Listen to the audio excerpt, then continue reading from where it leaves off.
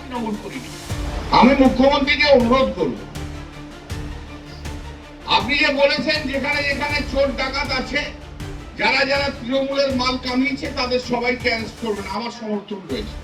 যখন আমি প্রচারে যাই বলো দাদা কানাইপুরে আমার বাড়িতে একদিন থাকবেন, একটু দুপুরবেলা যদি খান। জানতাম না বাড়িটাও শ্বশুর বাড়ি বলে। তো যাই হোক, বাড়িতে গেলাম, দাদা ভাঙা ছোড়া একটা ঘর রয়েছে। আর 2026-এ দেখবেন যে বিরাট বড় প্রাসাদ হয়ে গেছে। ঘরের ভেতর গুলো, যে বেডরুম থেকে আরম্ভ করে ওয়াশিং রুম পর্যন্ত 5 স্টার হোটেলকেও কিন্তু হার মানিয়ে যায়।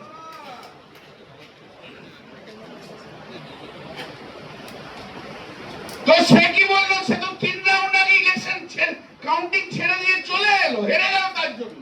কোথা থেকে একটা ফোন এলো, ফোন যেই ধরলো ধরে ছেড়ে দিয়ে চলে এলো। এই তো আমাকে মনোজ সেনকে বললো, কিরে মনোজ ঠিক বলেছি না? বলো দাদা আমরা দাঁড়িয়ে আছি, বেরিয়ে চলে আসছে, আমরা বলছি চলো ভেতরে চলো, বলে আমার কলার ধরে টানতে টানতে নিয়ে যাচ্ছে। বাবু বিজেপি নয়, সিয়াসি চক্রবর্তী কলার ধরে টানছে। বল না, দিতে হবে না, দিতে হবে না, দিতে হবে না, হাতে দাও, হাতে দাও।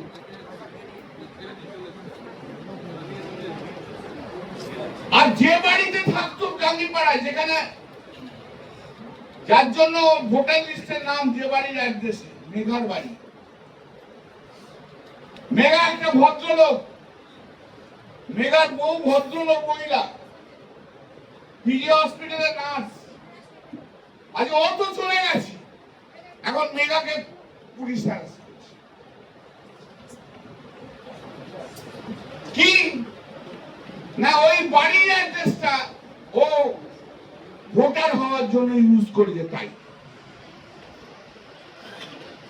জাঙ্গিপাড়ার দিকে আর মুখ দেখায়নি সেদিনকে। আর ওর সঙ্গে যে সাকরেদরা থাকতো, তারা এত মাল কামিয়েছে, এত মাল কামিয়েছে, এত মাল কামিয়েছে, বলছে আমরা আর তৃণমূল করি না।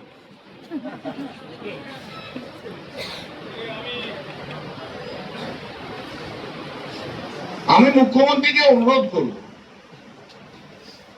আপনি যে বলেছেন যেখানে যেখানে চোর ডাকাত আছে, যারা যারা তৃণমূলের মাল কামিয়েছে তাদের সবাইকে অ্যারেস্ট করবেন, আমার সমর্থন রয়েছে।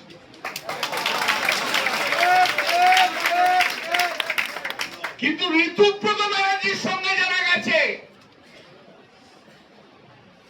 আগে তাদের আগে আপনি দেখুন, আগে সব চোরগুলো ওদের সঙ্গে গেছে, চোরের সঙ্গে চোর অ্যাড হয়েছে, তবেই না বিক্ষুব্ধ তৃণমূল তৈরি হয়েছে। এরা কেন গেছে? এরা প্রচুর মাল কামিয়েছে, কামিয়েছে। এখন বাঁচতে হবে।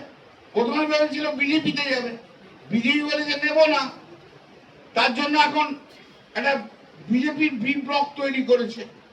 মুখ্যমন্ত্রীর আশীর্বাদে সেই বি ব্লক, এখানে হচ্ছে ঋতুব্রত ব্যানার্জির বি ব্লক, আর দিল্লিতে হচ্ছে এনডিএ ব্লক, আরেকটা ব্লক তৈরি করেছে। সব বাঁচার জন্য গেছে। চিন্তা করবেন না, এদের একটাও কনস্টিটিউয়েন্সিতে ঢুকতে পারছে না, ঢুকতে পারছে না। একটাও এরকম ওয়ার্কার্স মিটিং করতে পারেনি তারা। আজ তো তপনের ডাকে এতগুলো ছেলে এসে দাঁড়িয়েছে, আমি এসছি, এতগুলো ছেলে এসে দাঁড়িয়েছে। একদিনের নোটিশ, 7 দিনের নোটিশ হলে একটা মাঠ লাগতো আমাদের সমস্ত লোককে।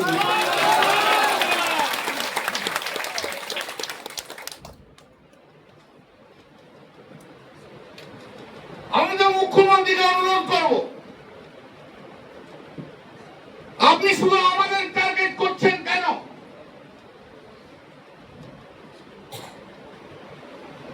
চোর ডাকাত যত মাল তুলেছে, সব মাল যারা তুলেছে সব ঋতুব্রত ব্যানার্জির তৃণমূলে ঢুকে গেছে। তাদেরকে ধরুন, তাদেরকে ধরুন, তাদেরকে। আরো ভালো ভালো খবর দেখতে সাবস্ক্রাইব করুন বাংলা হান্টের ইউটিউব চ্যানেল। বাংলা হান্টের আরো খবর দেখতে নজর রাখুন। বাংলা খবর মানেই বাংলা হান্ট।